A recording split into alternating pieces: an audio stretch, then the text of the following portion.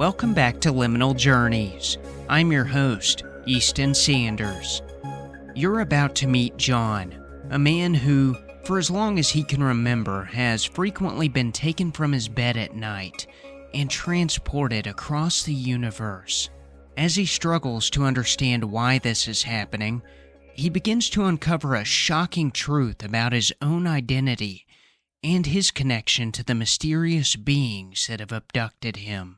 Join us for a thrilling journey of self-discovery in a world where reality and imagination collide.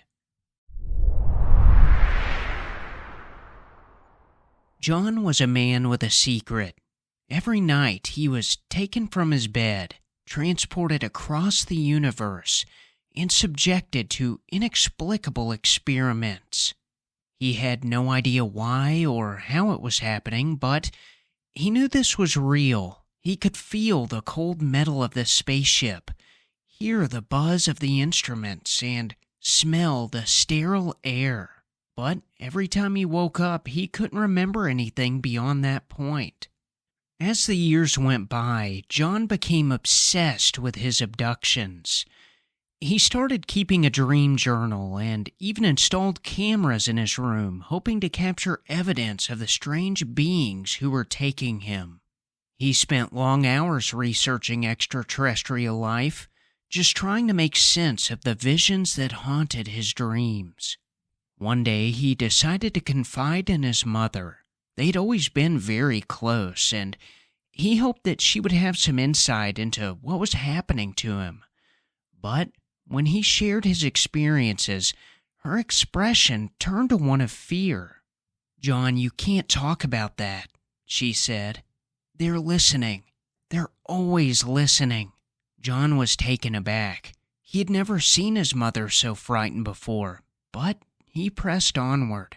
"Mom, I need to know what's happening to me. Please, tell me if you know something." His mother hesitated for a moment, then took a deep breath. "John, I was abducted too," she said, "when I was your age." John's mind reeled. He had no idea that his mother had ever experienced anything like this.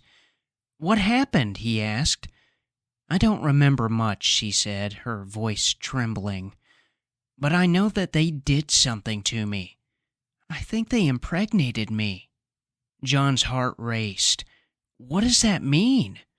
"It means that you're not entirely human," she said, her voice barely above a whisper. "You're part of them, whatever they are." John was stunned, but as he thought back on his life, everything suddenly made sense.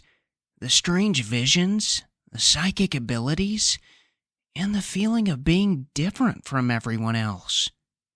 "Why do you think they keep abducting me?" he asked. "I don't know," his mother said, "but I have a feeling that they are trying to communicate with you, to teach you something, maybe even prepare you for something." John felt a sudden surge of hope. Maybe this wasn't just some random series of abductions. Maybe there was a purpose behind all of this. He spent the next few months preparing himself to the best of his ability, hoping to find a way to connect with the beings who had taken him. And then one night, it happened again. He was taken from his bed, but this time he was ready. As he floated in the cold metal room, he focused all of his energy on reaching out to the beings. He opened his mind, letting the psychic energy flow freely, hoping that they could sense his presence in their minds. And then, something miraculous happened. The room was filled with a bright light, and a being appeared before him. It was a humanoid in shape, but its skin was translucent blue, and its eyes glowed with an otherworldly light. "Who are you?" John asked. The being didn't speak in the traditional sense, but John could sense its thoughts in his head. It was communicating with him in a language beyond words. "Can you tell me why you're doing this?" John asked. The being communicated with him for what felt like hours, through images and feelings.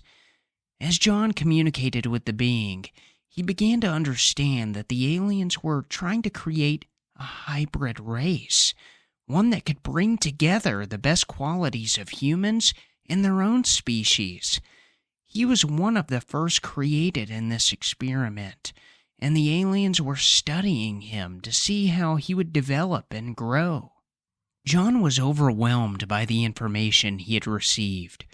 It was both exhilarating and terrifying to think that he was part of a grand experiment and that he might have a purpose beyond anything he could have ever imagined. As the communication came to an end, the being began to fade away, leaving John alone in the cold metal room. He felt a great sense of loss, but also a new sense of purpose. He now knew that he was part of something bigger than himself and that he had a destiny to fulfill. The next day, when John awoke in his bed, he started a new chapter in his life. He began to share his story with others, hoping to find other hybrids like himself.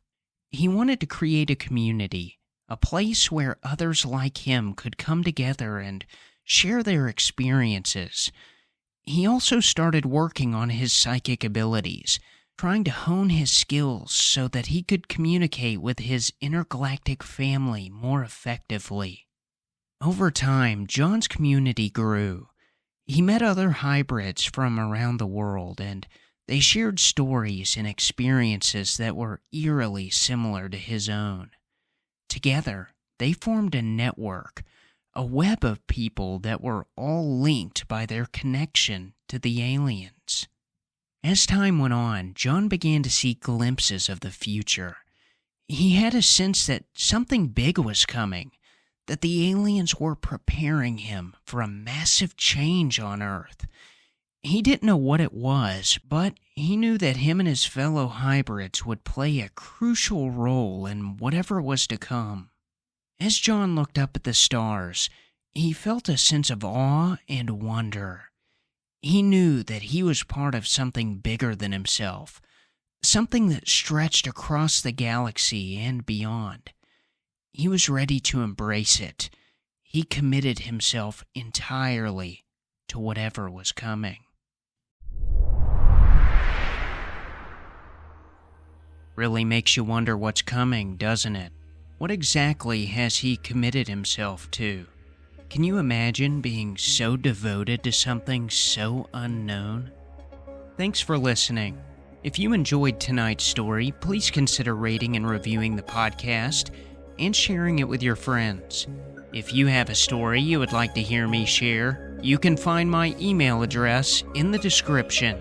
Until next time, I'm Easton Sanders, and this is Liminal Journeys.